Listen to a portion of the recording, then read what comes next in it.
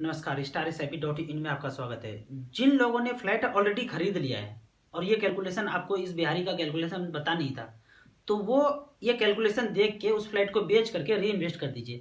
अगर नहीं ऐसा करेंगे तो 20 साल के बाद पछताएंगे कि काश राजू ने जो बोला था वो किया होता, तो आज फाइनेंशियली हमारा स्थिति कुछ और होता। मैं आपको फ्लैट का कैलकुलेशन दिखाता हूँ कि 70 लाख का फ्लैट आपने लिया था और वहां से अगर 20,000 रुपये पर मंथ का रेंट आता है तो उसको सेल कर दीजिए। सेल करने के बाद पैसे को 2 टुकड़े में बांट दीजिए। पहला 20 लाख रुपया इन्वेस्ट कीजिए आप अलग अलग म्यूचुअल फंड में और वहां से 1% का ब्याज आता है, तो 20,000 रुपया पर मंथ आता है, यानी जो रेंट आता है वो आपको आने लगा। 20 लाख रुपया अलग कर दिया, वहां से 1% ब्याज आएगा, तो 20,000 रुपया पर मंथ आ रहा है।